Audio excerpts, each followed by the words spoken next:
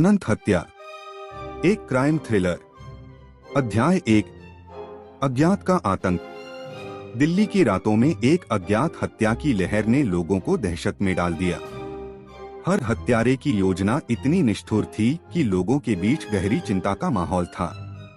इस serial killer की पहचान और उसकी योजना को समझना एक चुनौती बन गया था। पहली हत्या एक युवा आर्किटेक्ट अक्षय कुमार की थी। अक्षय की लाश एक पुराने और खाली भवन में पाई गई। उसके शरीर को काटकर एक जटिल डिजाइन में सजाया गया था। हत्या के स्थान पर एक नोट मिला जिसमें लिखा था, अनंत की खोज में पहला कदम। पुलिस ने मामले की गंभीरता को देखते हुए वरिष्ठ जांच अधिकारी इंस्पेक्टर निधि वर्मा को नियुक्त किया। अध्याय 2, संदिग्धों का खुलासा। इंस्पेक्टर निधि ने शुरुआती जांच में कई संदिग्धों की पहचान की। एक, राजीव शर्मा, अक्षय का पूर्व पार्टनर जिसे अक्षय के साथ व्यावसायिक विवाद था। राजीव ने दावा किया कि वह उस रात शहर से बाहर था, लेकिन उसका कोई ठोस प्रमाण नहीं था। 2, कुमुद शर्मा, एक रहस्यमय महिला जो अक्षय के जीवन में अचानक आई थी और उसके बाद से कई विवादों में उलझी हुई थी। कुमुद ने कहा कि वह अपने घर पर थी और किसी भी हत्या में शामिल नहीं थी। 3, रविंद्र चौहान, एक कला संग्रहकर्ता जिसे अक्षय के अनोखे आर्ट वर्क के प्रति गहरी रुचि थी। रविंद्र ने कहा कि वह अक्षय की कला को खरीदने के लिए ही आया था, लेकिन उसकी गतिविधियां संदिग्ध थीं। 4, सृष्टि मेहरा, अक्षय की सहेली जो हाल ही में उसकी मौत से गहरे दुखी थी। सृष्टि का कहना था कि वह अक्षय की हत्या के समय अपने परिवार के साथ थी, लेकिन उसने कोई ठोस प्रमाण प्रस्तुत नहीं किया। अध्याय 3, गुप्त सुराग।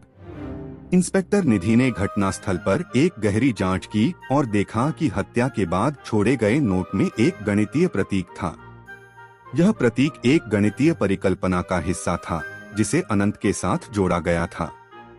अध्ययन के दौरान निधि ने देखा कि हर हत्या के बाद छोड़े गए नोट एक तरह के पहेली के रूप में थे जो हत्यारे की अगली योजना की ओर इशारा कर रहे थे। नोटों में विशेष गणितीय संकेतन और प्रतीक थे जो एक जटिल कोड का हिस्सा थे। अध्याय 4, हत्यारे का खेल। जांच के दौरान निधि ने पाया कि हत्यारा गणित और कला में विशेष रुचि रखता था। उसने गहराई से जांच की और पता चला कि सभी हत्याएं एक गुप्त सांस्कृतिक क्यूज का हिस्सा थीं।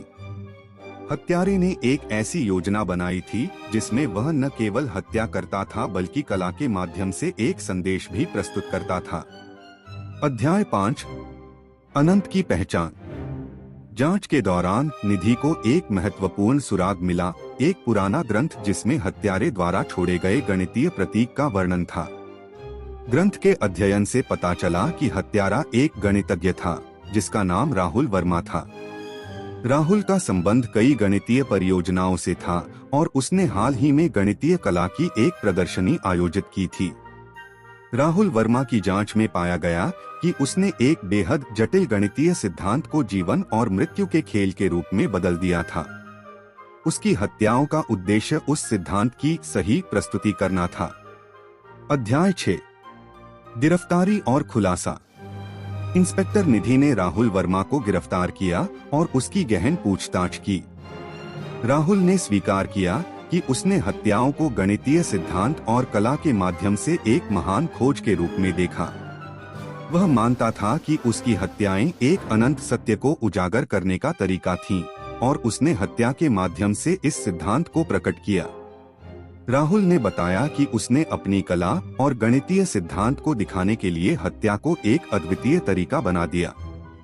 उसकी योजना और विचारधारा ने उसे एक निर्दयी हत्यारे में बदल दिया था। अध्याय 7, न्याय और निष्कर्ष। राहुल वर्मा को अदालत में पेश किया गया और उसे दोषी ठहराया गया। अदालत ने उसे कड़ी सजा दी और उसकी हत्याओं को एक कला और गणित के खेल के रूप में प्रस्तुत करने के अपराध के लिए दंडित किया। इस मामले ने साबित किया कि कभी-कभी अत्यधिक बुद्धिमत्ता और अनोखी सोच के नाम पर हिंसा और हत्या की जाती है। इंस्पेक्टर निधि वर्मा की कुशलता और साहस ने इस जटिल और क्रूर मामले को सुलझाया और न्याय की स्थापना की। अध्याय 8, एक नई सुबह। राहुल वर्मा की गिरफ्तारी के बाद दिल्ली में एक नई सुबह आई। इंस्पेक्टर निधि वर्मा की सख्त जांच और साहस ने यह सिद्ध किया कि एक जटिल और निर्दयी हत्यारे को पकड़ना और न्याय की स्थापना करना कितना महत्वपूर्ण होता है। इस कहानी ने यह सिखाया कि कभी कभी सबसे क्रूर अपराधी की पहचान और उसकी मानसिक स्थिति को समझना एक चुनौती हो सकता है, लेकिन सच्चाई और न्याय की खोज में कभी भी हार मानने की आवश्यकता नहीं होती।